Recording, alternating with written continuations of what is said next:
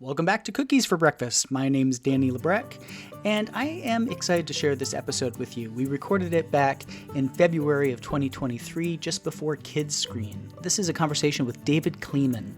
He is a forward thinker in the world of immersive media.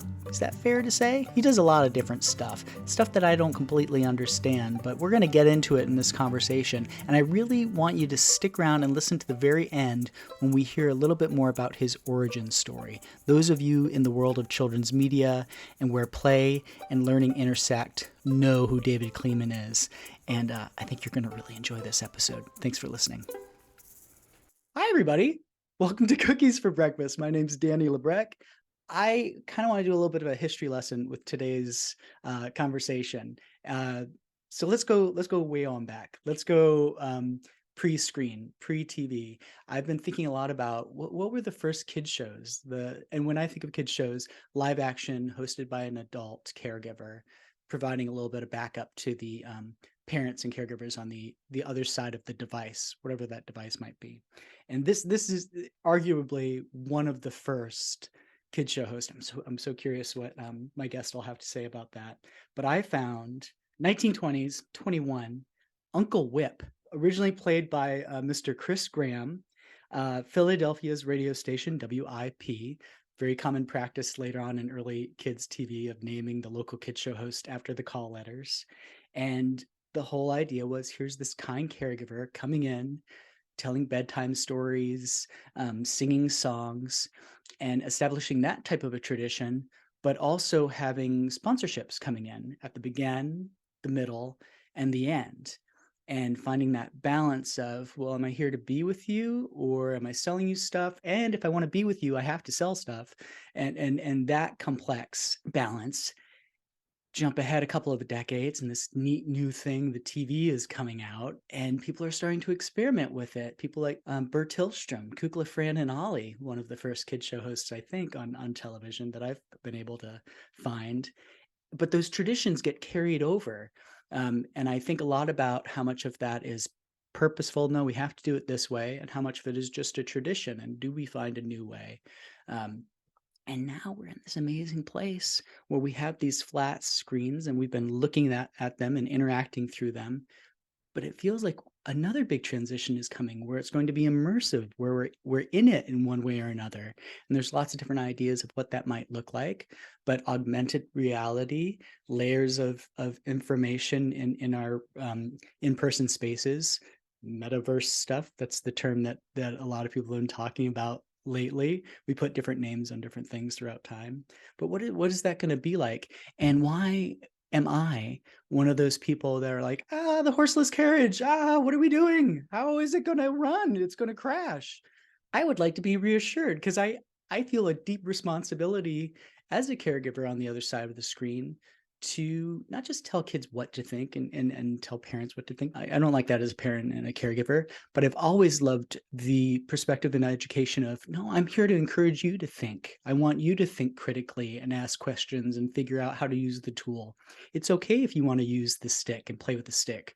You can do anything with a stick. You can build with it. You can create with it. You make the choices. And yeah, you might get hurt, but you learn from the mistakes. I'm here to guide you.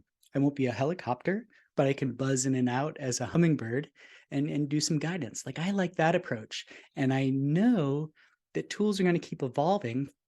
And we have to be part of that. We have to go in where our kids are, where our kids are living. And we have to be part of that. I know that's really important, but it still scares me. So as you know, I took 2 years off to research and to talk with people who know a lot more than me. That's what Cookies for Breakfast is.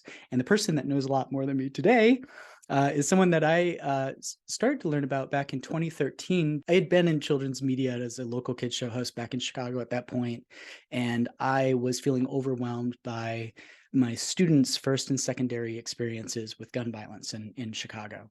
And I wanted to know how I could help them best, not only in person through play and processing through play, but also through the screens that we were just starting to use. And Fred Rogers felt like the person to study. And I found myself at the Fred Rogers Center, and I was asking questions, and everyone kept bringing up this person's name. He's a strategist, he's an analyst, he's a connector, a speaker, and an author around children's media, play and learning in the physical and digital spaces, and dun dun dun, the universe or the metaverse and the universe.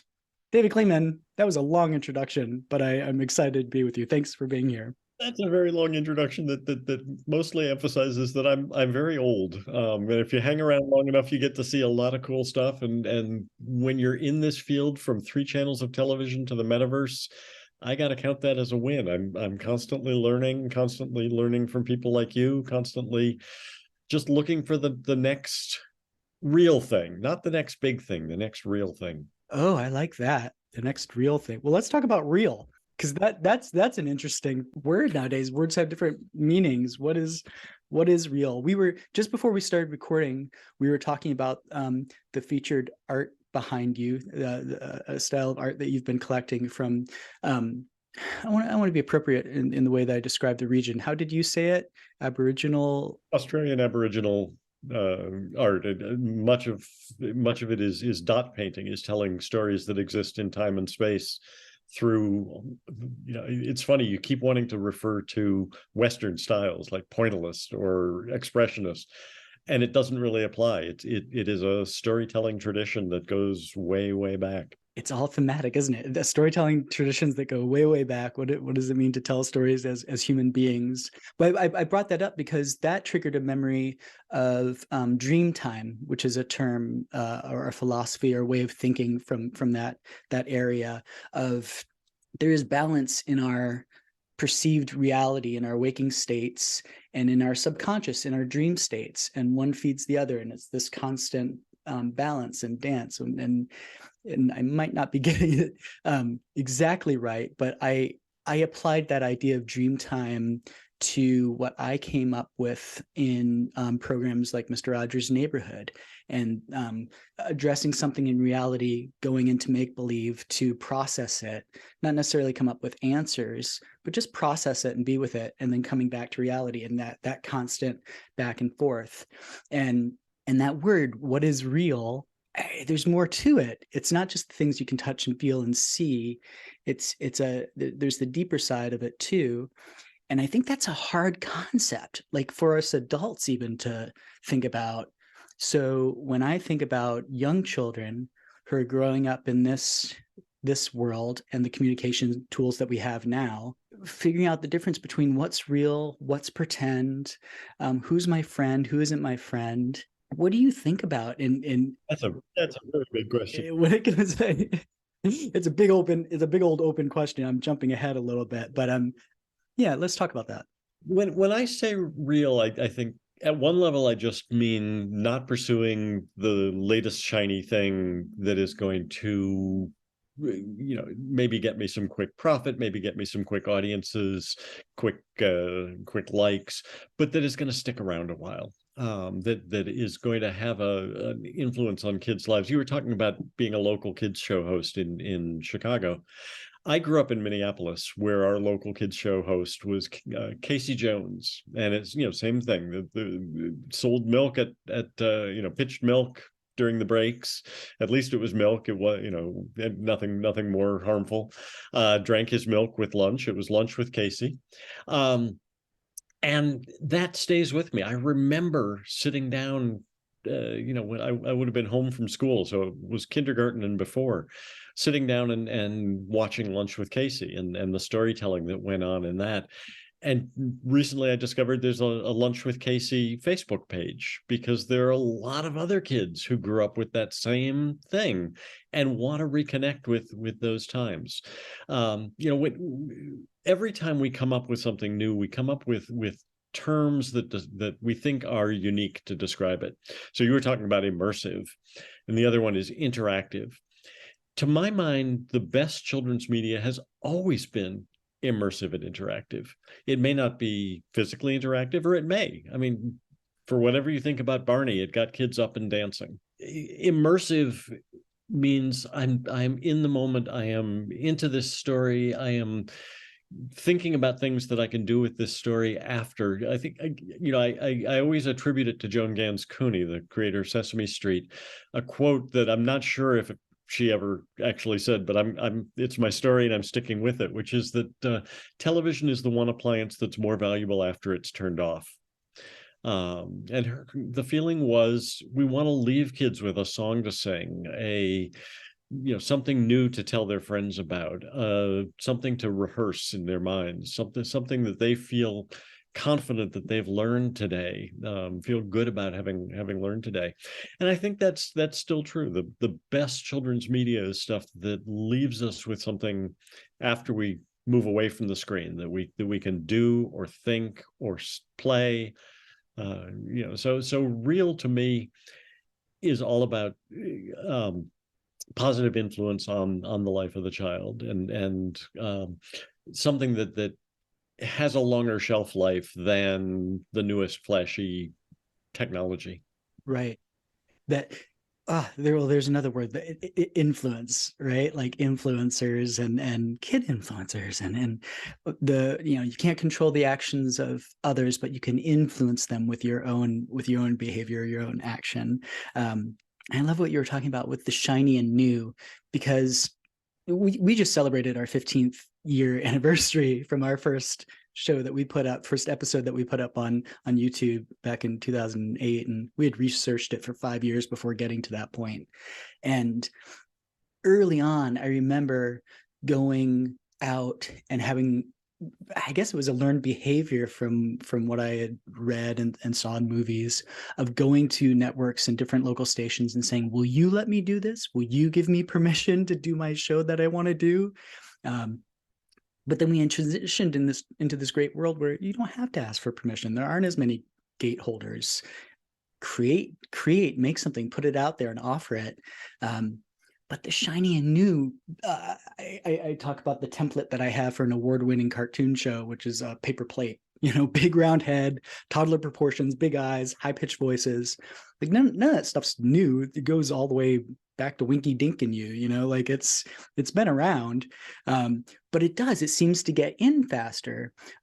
But in our first episode, I said, okay, now turn off the screen. And I remember showing that clip when I was trying to pitch the show, and I would have so many gatekeepers say, well, no, what do? You want them to stay. Make it shorter, make it faster, make it flashier, raise your voice up, be funny. Why are you so serious? Why are you talking about just little kids? Just flashy, hold their attention. That's engagement. And that definition of engagement seems so different than, no, I want you to think for yourself. Go outside, like have a real relationship through the screen. That's a deeper type of engagement, but it still feels like a tough sell. And we're still in the process of migrating from push media to pull media, from I've got to put together a schedule and don't tell the kids to turn off the TV because the next show is coming up and the next commercial is coming up, and I've got to create flow through the schedule so they never turn it off, to pull media, which is, what do I need right now? At Dubbit, we've talked for a while about something that we call emotional scheduling, and what we find through our, just as a quick step back, Dubbit is the company that I work for, is a combination of a game studio. We've been a game studio since 1999 and are now a metaverse studio, because most of our building is on platforms like Roblox, but also a really rich research and strategy consultancy. So, a good chunk of our team is devoted to regular research with kids in their homes, in labs, online. And what we find through mostly the online research is kids make surprisingly thoughtful decisions constantly throughout the day about what they need in the moment. And a lot of it is tied to things like, what have I been doing? What am I about to be doing? Where am I? Who am I with? How long do I have is a big one. I don't want to get frustrated by getting into something that I'm going to have to abandon. And so, and so many of those are proxies for their emotional state. Time of day is a big one. Am I winding up? Am I winding down? And it's really hard to fulfill those emotional states in a push media environment where you have three channels of television, and they're competing directly with each other to get you not to change the channel to the other. It is much easier to fulfill that in a pull media state where a kid can say, I know, and it's not just television, it's I want to be active in a game right now. I want to have somebody tell me a story right now. I want to, I've only got 10 minutes. Give me something that I can enjoy quickly. Give me, I'm trying to wind down at night. Give me something calming. That's much easier to do in a pull situation than a push situation. I've been thinking a lot about choice, and going back. This will relate to everything that you just said, but like that, those are just, to me, I hear, give the child what they deserve, give them the choice, a safe, like when you build a preschool classroom, you create this safe environment with a lot of open-ended materials and just open spaces, and the child drives the discovery, and you're there to back them up as the caregiver, but you're creating this safe, engaging environment without dictating too much. Oh, this is how we play, this is how we draw, this is, that choice seems really important. And this is the horseless carriage side of me.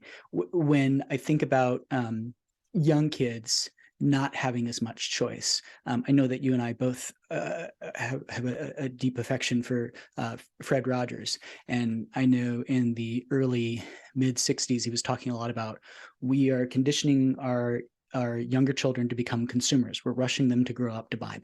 So, sell stuff to them. And it feels to me like we have gone to a point where, in many ways, with young kids, they have become the thing that we're selling. They become the brand, the young kid influencer. And I get a lot of pushback on this, because I think a lot of people think that I'm saying kids shouldn't get to be online and make their own stuff. And no, I love that. I love that part. And I understand that parents of kid influencers love them very much, and this is an opportunity for them to monetize and pay for school and all that good stuff. That's separate. But what I'm thinking about is, with very young kids, babies, even 2-year-olds, being conditioned to become a brand, the face of a product, to sell stuff. Like, that is a perfectly legitimate path right now. I don't know if it's legitimate or not, but it happens. I know it sounds so judgy, but it seems like it's about choice. Is a child that young, do they really have the choice, the wherewithal to understand what that their choices are being limited in how they present, what they do, how they play, the monetization of a child at play? And that's very specific to kid influencers, but and from state to state, I know regulations change and everything, but Coogan's law doesn't apply to any of that stuff. I'm kind of getting off path, but with choice, it seems like it's really important. Like, how do you control something that's so huge? Going back to influence, you can't control the actions of others, but can you use your own influence to encourage kids to think critically when they're in the space from a young age, and encourage parents too? Because there's going to be a lot of people going, no, this is a great opportunity for you, definitely, and yeah, I'll get my piece of it too. And I'm getting preachy, I apologize. But what do you what do you think about those sort of things with kid influencers, but choice in general, I guess? Below a certain age, it's quite obvious that it's the parent's choice and not the children's choice. And I think you can see through very quickly which kids are naturally engaged in play and being videotaped while they do it, and which kids are being pushed to act in a certain way. For a long time, I didn't understand a lot of the early influencer genres at all. I didn't understand unboxing. And then I started to think about it in terms of the things that we like to watch. First, on the subject of choice, there's no reason why kids should not have the same level of choice that we want. When I come home, when I finish work for the day, who comes home these days? We are home. When I finish work for the day, sometimes I want to watch a documentary. Sometimes I want to watch sports. Sometimes I want to watch a comedy. Sometimes I want to play a game. And I expect all that to be there for me. And yet for kids, I think we still have this very narrow notion of what they ought to be given, what they ought to be offered. I've always admired the BBC in the UK for having this idea that kids deserve all the genres that adults love, that they do children's documentary, they do children's drama, they do serious drama, they do silly stuff. They do, game shows. They do news. They've been doing news for over 50 years with Newsround. They understand that kids deserve the same degree of choice. So, but to go back to not understanding the genres, if we look at them in terms of what we as adults often turn to, unboxing is very similar to the game, the evening, what my UK colleagues call the shiny floor shows, the dancing, the cooking, the all of those things, because we know it's going to be dancing, we know it's going to be cooking, but we don't know what are they going to make tonight, who's going to stand out, who's going to fall short. A kid knows that it's Kinder eggs, but they don't know what's in this Kinder egg. So there's that same kind of anticipation that we feel. And it's not, you can tell when you look at them which ones are there to sell a product and which ones are there to create that kind of feeling of being at the best birthday party ever.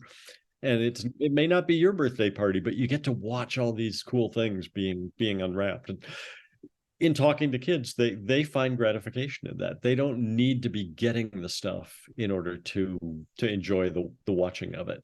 So if we, it's funny, I contradict myself a lot, I think, because I think we need to look at things through kids' eyes, and understand what's not made for us and what we don't understand because it's not made for us and because it's made for a particular developmental age and stage or a particular child culture or attitude.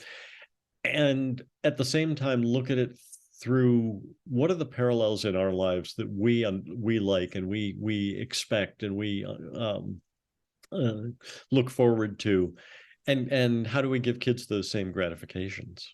Yes, and I think you're saying this, but also, so in our current season, we did an episode called "Brought to You By," and it's I've always hated when the pop-ups would come up or the commercials would come in, and I didn't agree to have a commercial come in, and some of these commercials are refined so well where they don't even look like commercials.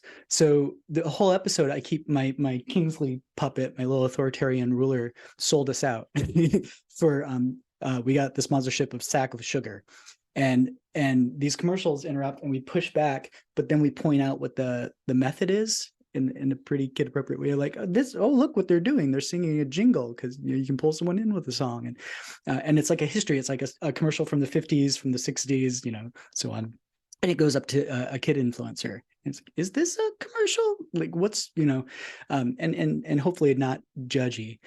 But I think going back to the word choice, you said something to the effect of, well, you can tell when someone's being authentic, when someone's selling you something, or if it's just play, you're in the moment. But I think it's harder. I think it's harder to tell. Now, I think there's a lot of subtlety stuff for the things that we present to kids, but also the stuff for us. It's tough to see through that. I think empowering the kids to make the choice for themselves seems very important right now. A little side story, this is more geared towards adults, but we were home over the holidays back in Illinois, and we were visiting the great grandparents, and on their device, on their big screen, they after the opening the boxes and presents, we were having our downtime, there was this holiday edition of, we're going to have a game show, and we're going to have these correspondents on one show on Fox and these other correspondents on another show, and it's playful and fun, and we're talking about different opinions on holiday traditions, like, is Die Hard a Christmas show? Light, fun, hey, this is funny, we can all talk about this. But what was so subtle was I saw the same techniques that we use in kids media all the time, the looking through the screen, the using the hi kitties, or hey pal, or hey buddy, or hello neighbor, or I'm with you, I'm part of your family, I'm showing up every day and I'm with you, that language. And then the most subtle, hey, we're going to do this game show, and remember, the nation's divided, big smile, and then moving into, and then now here's the division, and remember, the nation is divided, that language. Is like, is anyone else hearing this? And it's pretty blatant, but at the same time, that age group that I think is being targeted, seniors, looking at patterns and everything, there is like the talking heads and the responsibility of those talking heads and influence, and going back to, I think it's really important to show them, whatever age group, all of us, what's being used, how is it being used to manipulate us. The technology isn't bad, it's just a tool, but who's using it now? How are they using it? And beyond good guys or bad guys, those complex things. Well, I think that's exactly why the approach you just described of what you're doing this year is spot on, is just the right thing to do, and is incredibly necessary as the media world gets more and more complex, which is to deconstruct it through storytelling, to point out we need. One of my side gigs, I was on the board of the National Association for Media Literacy Education for several years. I termed out, but I still am very involved with the organization. We need to start from the earliest ages, engaging around media literacy. I don't want to say just teaching media literacy, because a lot of it has to be that sort of informal, taking every opportunity out in the real world, at home, everywhere, to point these things out. And adults need it as much as kids. The parents, I think, need to be need media literacy education so that they can be good media mentors, as my friend Chip Donahue refers to it, to their kids. Oh, so many different thoughts just came rushing in as you're saying that. Go ahead. What were you going to say? I was just going to say, when you're talking about identifying commercial messages and separating them from content, it's only going to get tougher. Here, as I said, Dubbit works a lot with Roblox as a platform. On Roblox, for those who don't know it, Roblox is not a game. It is the YouTube of games. Anyone can create a game. The tools are quite simple. You can create a very simple game. The tools are quite profound. As a company, we create really complex and challenging games and experiences, and deep experiences that you can really spend a lot of time with. But anyone can do it. We've seen games created by kids as young as 6 and 7. There are 2,000 Lego games on the Roblox platform, none created by Lego.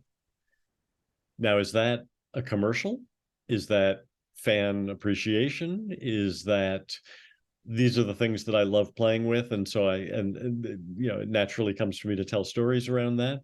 So it's going to get only more complex to separate out what is a commercial message and what is what is just the way that brands and content incorporate themselves into our storytelling and into our lives. Oh, I feel like so much of it is like, is it an open-ended play-based tool? And well, here's a question for you. Like I've been reading about what's the term? Elves.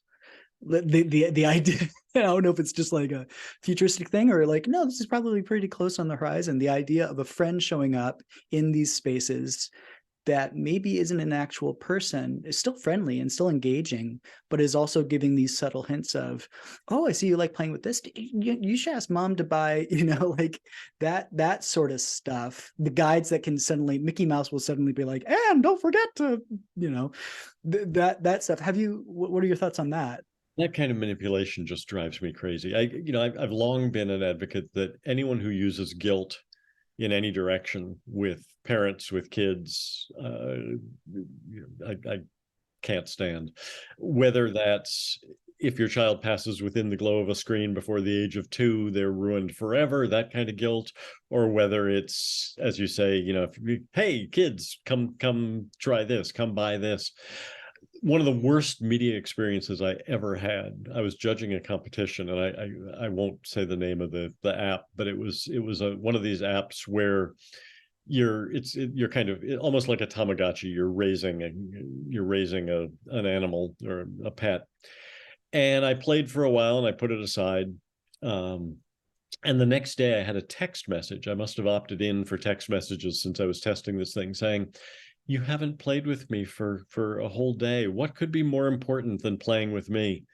And that thing immediately, that entry immediately got a 0, because that kind of manipulation, that kind of dishonesty with kids and trying to create a parasocial relationship where one doesn't really exist, but then use it for guilt, ought to be banned. Well, let's talk about, so, okay, I'm glad you brought that up. So, so often with our tools for communication, there's the solution is rules and regulation. That will work, but it doesn't work.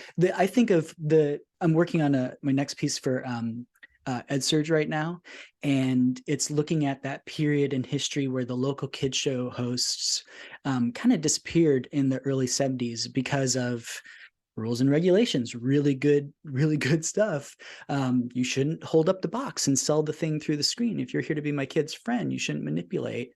And that helped, but it also took the legs out of a lot of really great local caregivers that were just as good as people like Fred Rogers. But they disappeared because they couldn't. And I know some of those people that survived it, and some that didn't. I've got a lot of mentors from that period. But then there were these little, tricky ways to get around that and still essentially sell stuff, and not so tricky ways. Like, Sesame Street sells stuff all the time in a very good, authentic way that's going to serve a greater purpose of serving communities around the world on and off screen. But you can still find Elmo on a bag of apples. Or a video, you name it, they're on. Jim Henson was always not into, but used commercialism to support the art. Like there's a balance there. I got a picture of my granddaughter the other day dressed head to toe in Elmo slippers and Sesame pajamas. Yeah, and it's not necessarily a bad thing. Again, like if there's choice, there's intention, all that stuff. But the rules and regulation thing, it seems to fall short. COPPA stuff, it didn't do a lot of my peers, myself, any favors, and we still saw awful things sneaking through in YouTube and YouTube Kids. I know YouTube Kids are working really hard to adjust that, and I came back in because I knew they were. But so instead of rule and regulation, I think it comes back to empowerment of the person on the receiving end of the screen. And yeah, we can model that, but what are some other ways, like going, like, I know metaverse isn't really a thing yet. You talk a lot about proto metaverse and Roblox kind of being like, how do we train for that? My perspective for a long time has been that regulation can rein in the most egregious violators, but regulation has never created quality. You cannot mandate quality. Congress cannot step in and say you must make better kids media. They can step in and say you have to devote a certain amount of time to education, although even that is, when you claim the Flintstones teaches you about the future, as one of the people at the very beginning of the Children's Television Act tried to do, and that it's a failed system. So they can mandate a certain amount of time devoted to certain things. Australia has long had local content requirements, or the amount of children's drama you have to do each year, but you have to create an incentive to make it good. And you have to empower the people like you who are working very hard to make high quality children's media to be able to do what they want to do, to have a financial underpinning that allows you to make the kind of programs that you want to make. And I'll be honest, we have yet to come up with a perfect or completely fair financial model for children's media. I think we're in a fascinating period right now where for years parents have said, I don't want my kids to see commercials. I don't want them watching commercials. And then you look at the bottom line of how many subscriptions you've signed up for once you get past your Netflix and your Amazon and your Apple and your, all those things. And you say, wait a minute, I'm spending a lot more money than I thought I was. Maybe a few commercials aren't such a bad thing if they're going to, if I don't have to pay by the month for it. So we're in a real world experiment around that right now, but there just has never been an ethical and sustainable model for funding children's media. The app stores just don't work for creators, or necessarily for parents who keep having to come back and buy new updates or buy new packages or things like that. I will say it's one of the things that I do admire about Roblox, which is that you can play for free all you want. You can choose to spend Robux if you want, and God knows kids spend huge amounts of Robux. It is the main thing they spend their pocket money on. It's the main thing they ask for holidays now. But you can also have a really good time playing without spending a thing. My character in Roblox still has the same outfit that they give you when you enter the game, because I don't want to spend money inside the. I don't feel like spending money on virtual things, and I can have a great time. Although as an old person, I spend most of my time bumping into walls, but that's part of learning.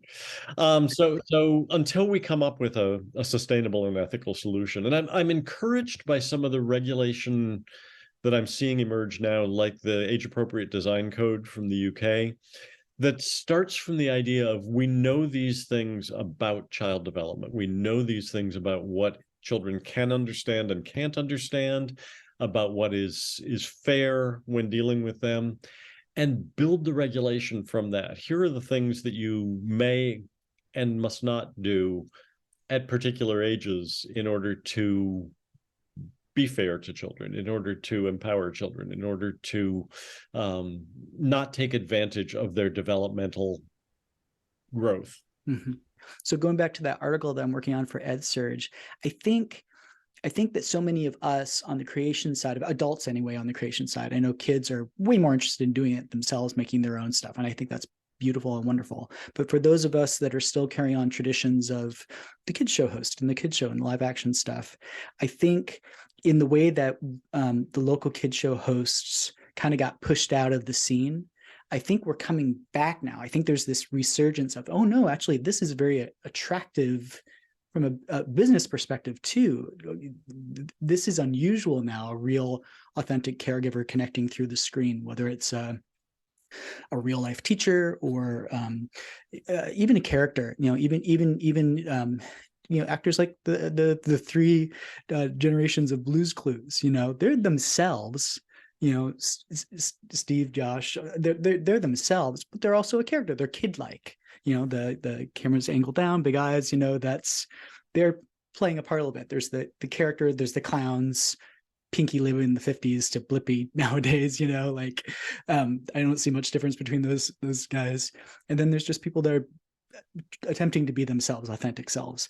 And I think that the people attempting to be their authentic selves, I think they're going to really help in this transition if the focus is away from, if I'm going to be successful, I have to have a kabillion subscribers and all these followers and this insane, I shouldn't use that word, but this really, really big social media presence to be deemed successful. Numbers, that's where your worth is, instead of content. I think if we all have our little niches and our communities, and we're really listening to our communities and reflecting what's going on and empowering the kids on the other side, I think if we break it up, I think it's the local/global kids show host that's going to really help with that educational side of God, or at least I hope so. That's what I'm thinking a lot about. And I think we're able now with, I talked before about the difference between push and pull. That's one of the factors, more global world, shelf space, just the ability for a channel to have essentially a video on demand channel to have essentially unlimited shelf space.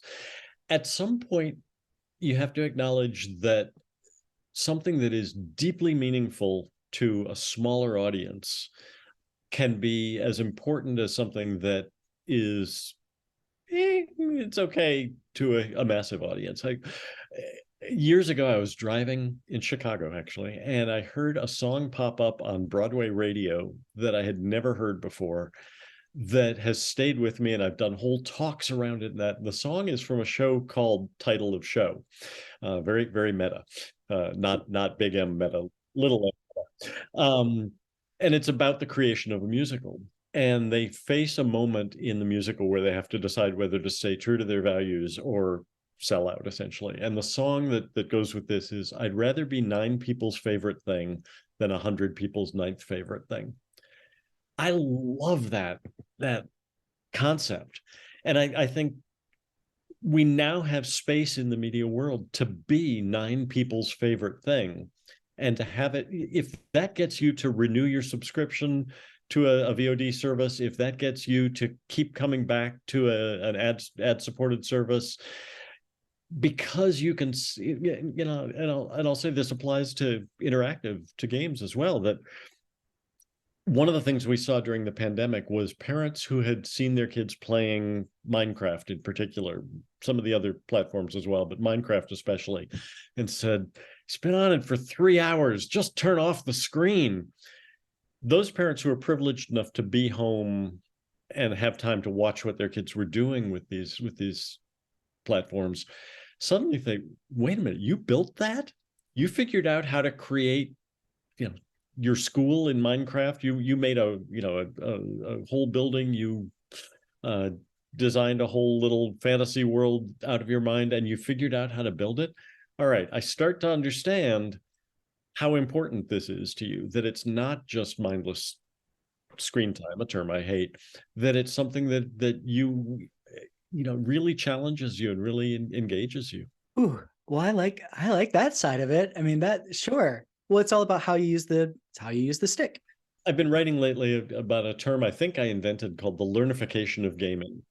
And we've all heard about the gamification of learning, that when you incorporate game principles into curriculum, into learning processes. Learnification of gaming is kind of the flip side of that. Is you talked before about Roblox being a platform where anyone can create.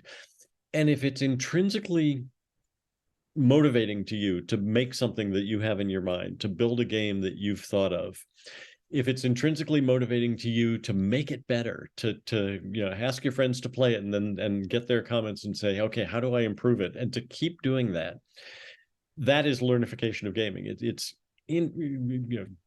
driven by your own desire to make something. And right now we at Dubbit are hiring 17, 18, 19, 20-year-old game developers who grew up from the age of 9, or sometimes even younger, building on Roblox, building on some of these other platforms. And they did it because they wanted to make the games that they wanted to play, and that their friends wanted to play. So now when we bring them into a professional company, we get their understanding of how they and their peers want to play. And they get from our longtime game developers, how do you work with a client? How do you work to a deadline? How do you act as part of a team? It's a win-win situation for everyone. I recommend a wonderful book called App Kid by a guy named Michael Sayman. Michael, Sayman. Michael was the youngest person ever hired by Facebook because he'd been creating games from the time he was about 10 years old. And he now has his own company. He's been through all the big companies. He worked for Twitter, he worked for Facebook, he worked for some of the others, and now he's building his own stuff. But in this book, he writes about this idea that he was making games because he couldn't not make games. He loved so much the process of building and the result, seeing the result and the iterative thinking, that he just couldn't stop himself from doing it. Wow. Have you seen content houses in places, LA, New York, where kid influencers aren't new, like they're now in high school and they're going to college, and instead of going to college or into a workspace where they're driving, it's you have a huge following on whatever platform. As a manager, I will give you 50% of what you're making. Isn't that a great deal? And you get to live in this beautiful mansion with all these other beautiful people. It's going to be great. It'll be really fun. And you make whatever is trending on your phone, and focus in on what's the most popular stuff, and you'll get paid that way. And I think it was Vice News that did a mini documentary of these kids acknowledging, yeah, I know what I'm doing, but this is I'm making money, and that's the goal in life, isn't it?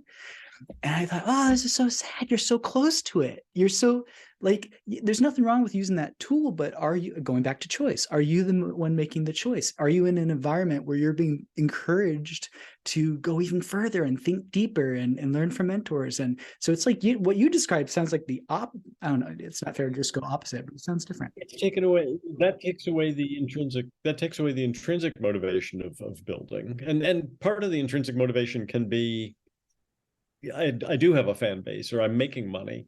That can be part of your motivation. But when you're doing it for somebody else, and when you're doing it on a schedule, and when they're telling you, here's what's hot today, so do this, then it flips it and becomes extrinsic motivation, and it becomes doing it for somebody else, not for yourself. I've been working on a story for Treehouse, actually, Country Mouse, City Mouse. And it's the idea of really they're not that different. Country Mouse doesn't have a lot of options for Wi-Fi and engagement, and there's limited resources in that area. And City Mouse, in some areas of the city, doesn't have access to Wi-Fi and the different tools, and maybe through school, maybe through the library. Same thing on those two polar opposite ends. I keep talking opposites. I think that's a learned behavior. I want to get past that. Anyway, the idea of there's this wave of, oh, well, here's the future. This is how kids are engaging. This is how kids are engaging. But not all kids have access to that when we think of privilege, on social, economic, that can mean different things in different areas. But I've noticed with a lot of kids that I work with, it's more today is like 20 years ago based upon the tools that they have access to. Like phones are much more accessible now. So engagement through YouTube, passive stuff is exciting, and they're making their own videos, but they haven't come close to really getting too deep into Roblox stuff, or having the money at least to pay for the extras and all that stuff.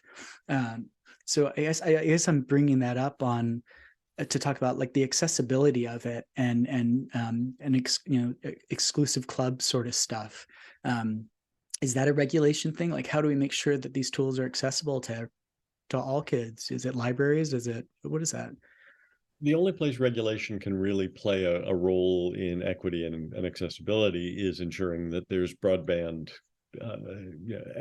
equitably distributed, that the stories of kids during the pandemic who had to go and sit in the McDonald's parking lot to do their homework because that was where the Wi-Fi was. If we can get to a point where we have equitable distribution of broadband, and that certainly will help level the playing field some. I mean, it doesn't account for having the equipment.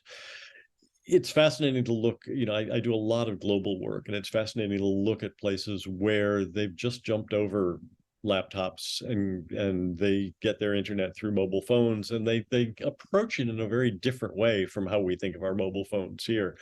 Some of the most innovative uses of mobile technology have come out of African countries, where they're using it for financial transactions, they're using it for learning at distance, all these different things, where they say, okay, here are the resources that we have. How do we make the best use of that? And sometimes when you have lots of resources, when you have a surfeit of resources, you actually kind of squander them. You're not using them for the best, the most important purposes, because and this is one of the things that always pisses me off about people who talk about the Silicon Valley parents who don't let their kids have technology. That's because those Silicon Valley parents know that anytime they want their kids to have access, or their kids want to have access, they can have access to the best equipment, to the fastest broadband, to the best teachers, to all the resources to let them make best use of it. And it comes across as sort of deprecating, I think, to people who struggle to work with the technologies they are able to get and to use them to best effect for their own learning. The one thing I think that the broad children's media industry could learn from influencers is we still have, particularly in the children's TV world, very long development cycles. A show comes into someone's mind and it's 3 years before it actually gets made. You got to get a green light from someone, although, as you say, the gatekeepers are fewer and more open. But it still takes a long time to get a lot of these series made. A YouTuber wakes up in the morning and says, I'm going to make a cooking show. They make a cooking show by noon. They put it up. By evening, they've got the analytics that says, I'm never making a cooking show again. My audience doesn't like that. We need a happy medium between that. We don't want to just constantly be doing the first thing that comes into our mind, but we also can't be present in kids' lives in a very meaningful and timely way if we don't come up with a development cycle that allows us to respond to things. There was a wonderful series during the pandemic out of Sinking Ship Productions in Canada that was on Apple TV, I think. That was no, I take it back. It was YouTube commissioned it. That was called Lockdown, and it was from conception. The person who came up with the idea literally had it as he was out for a walk, sold it that day.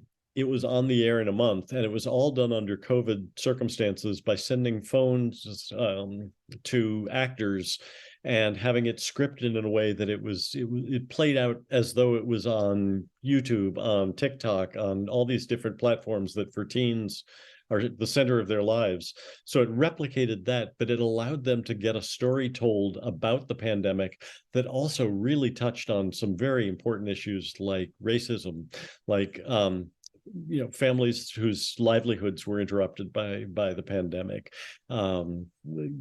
vulnerability and things like that. It was one of the deepest series out there, but it was created in a month. It reflected I think we think about that all the time in our home studio home.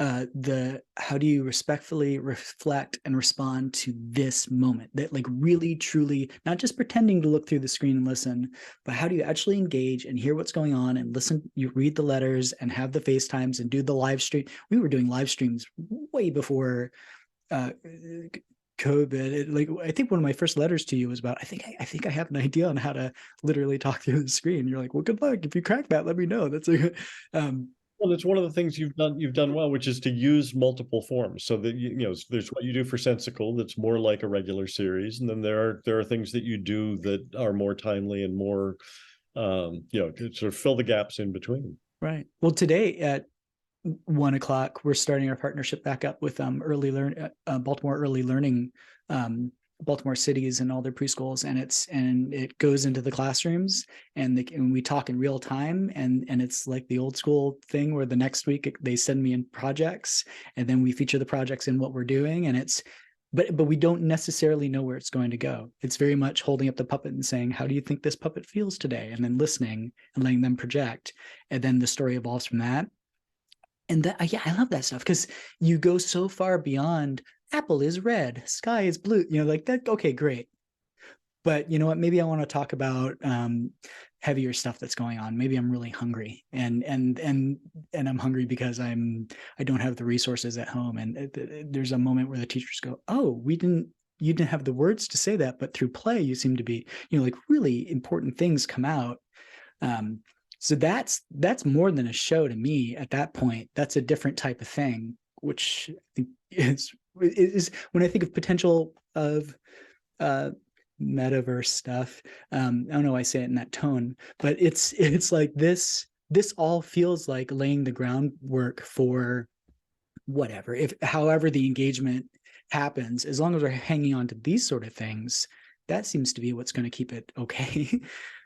If we do it right, then the metaverse will be the most powerful community creating force that we've seen before. That people can come to. I actually have an article that I'm just finishing up and getting ready to pitch out, figure out where it should go, about how young people are going to use these technologies to change the world. How can 100 million creators, some for profit, some as work and some just for fun, use their virtual creations to change the real world. And one of the ways they're going to do that is by creating small communities in Web3, in the metaverse, that allow them to act quickly and to act in response to something very specific. So Greta Thunberg may create a action corps that is able, because they're all around the world, but they're able to communicate rapidly and effectively and share things that are visual and manipulate things as well as just messaging, that they may be able to have a global impact beyond what they would have been able to have with previous technologies. That's the thing that makes me so hopeful, because I think so often when what I think sometimes is metaverse as, oh, I'm going to be distracted. I'm going to go into this thing where I don't have to look at the real world because yuck. Oh no, things are falling apart. but actually, no, this is the tool that we could use to have some positive impact and adapt. If not, maybe not save, but adapt in a healthy way. That sort of attitude, I think, is going to be helpful. Yeah, one part of this article is that we can't look at the metaverse as escape from from dystopian worlds, the way Ready Player One, Snow Crash, the places that the term metaverse came from did it. We've got to look at it as being the most powerful potential community building, communication building, equity building. And the key phrase, as I said before, is if we get it right. And we don't get a lot of chances to get it right. Regulators are watching, families are watching, so we got to get it right the first time on this. And we've messed it up on a lot of previous technologies by pitching it to families as being great for kids when we didn't really have a vision of how to make it great for kids, but we just wanted them to buy the equipment or buy the service, and we'll figure it out later. And we never, once you do it that way, you never do. So I've got to. So I participated in the CMA live stream where you're talking about metaverse stuff, and I remember the language of this time around, and I wrote to you about it, and I was so concerned about my tone because I hate writing because I feel like it always falls short, and I sound like I'm snarky or whatever, and I don't mean to be. Like, this is the way I actually sound when I'm writing those notes to people. If I've ever written you a note somewhere out there and you're like, this guy, this is it. It's not that I'm just wanting to understand. But I think of early days of social media and a lot of those developers saying, no, this is going to change the world. We're going to connect. We're in control of it. We decide this time, and it's a similar type of language. It's like, well, how much can we control? I mean, we're always going to make mistakes and we're always going to refine. Practice makes better is the song we sing at Treehouse. Not perfect, So I understand what you're saying, but how do we begin to guarantee, I'm using quotation for those who are listening to this, how do we guarantee that type of thing? That makes me go, horseless carriage. Well, I mean, for me, it's almost every time I give a talk, I say, I'm going to let you in on the secret. The metaverse doesn't exist yet. And we have to build it the way we want to see it because it doesn't exist yet. Almost every other technology, and this goes way back. This goes, when televisions came out, they said, you've got to have a television set because it's going to be so great for your kids. They're going to learn all these things. Color TV. Imagine seeing the world in color. Cable TV, channels and channels of children's educational content. Computers, your kid has got to have a computer or they'll be left behind. Every time something comes out, we do this same thing of marketing it to parents as the best thing for their kids. And then kids aren't such a profitable audience. So that's why I keep emphasizing, if I talk about it in the way that I feel like it can develop in a very positive way, I'm sending that audience out with that as their vision of how to build for it, with a positive vision of how to build for it. And if I can talk to enough people, and if enough other people see it that way, and and talk to people about it, or go forth with that vision, we've got a fighting chance because we're at the beginning of it. You sound like a really good influencer. Like, that's a very positive. I'm a hopeless optimist. I've been in this field for 35 years. I've seen some horrible things, but I've also seen some really amazing work. The opportunity to be part of the International Children's TV Festival. Since 1988, I've been going every other year. I'm the chair of their advisory board, has let me see that there are people out there who, just marvelous creators all over the world who are doing the best they can with the resources they have. And my favorite thing is when, my mouth drops and I think, who had that idea? Who thought that was, who that you could use the medium in that way? And I just have to show it to other people. So what was the moment that brought you into all of this stuff? Because everyone's always said, oh, he's the guru. And I bet it must feel weird to have people refer to you as a guru of these things. But like, where did you start? Were you a little kid going, I will do this one day? Or like, what was the moment that kind of really pulled you in? Or were there a couple? Like, can you speak to that for a little bit? I was, it goes back to high school, and I was very lucky to be part of a senior elective. My last year in high school, we had a chance to do some just classes outside the regular curriculum, and mine was on perspectives on American education. And as part of that, I got to student teach in my school's lower school. And I had an amazing kindergarten teacher that I was student teaching for, who just inspired me that I wanted to be a preschool teacher. This was 1975. And for college, I went to Harvard. So two things. One, in 1975, men did not want to be preschool teachers. And Harvard has no idea what to do with someone who wants to be a preschool teacher. My roommates were all reading their Mill and Locke, their political philosophers, or doing their organic chemistry. And I'm thinking about, children's reading The Little Engine That Could. Now, to me, that's a win, but they thought it was very strange. And Harvard wasn't quite sure what to do with me. But about a month into my time there, I heard a lecture by Jerry Lesser, who's one of the creators of Sesame Street. He'd always been at the Harvard Ed School, but he'd been their educational consultant throughout. And he was now a dean at the Ed School. And he gave a talk to a class I was taking. And literally in that hour class, I thought, no, I want to teach through television, not in a classroom. Now, the secret is 40 years later, whatever it is, there are a lot of really lucky kids that I never became a classroom teacher. My late wife was a classroom teacher. My daughter is a classroom teacher. My other daughter works with kids with autism. I've seen what good teachers do. I would not have been one. I do not have the patience. But I was able to move into, I did virtually all the rest of my undergraduate education was at the Harvard Ed School, studying child development, studying children's language acquisition, studying with the people from Children's Television Workshop, now Sesame Workshop, because they had this relationship with the Harvard Ed School. Moral development, everything I could suck in about how kids grow and learn. I got sidetracked for a few years, but I knew I really wanted to be in children's media. I worked for PBS for 5.5 years in their children's department, but also learning how a broadcaster works. And then got a call from a guy I'd had an informational interview with 10 years previously.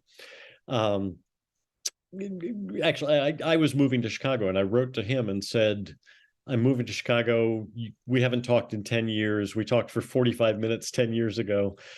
If you hear of anything, here's what I've been doing. If you hear of anything, let me know. And he called, because this was pre-internet, a few days later and said, I actually have the perfect job for you. And it was running a festival he had created based on the International Children's TV Festival to choose America's best kids TV.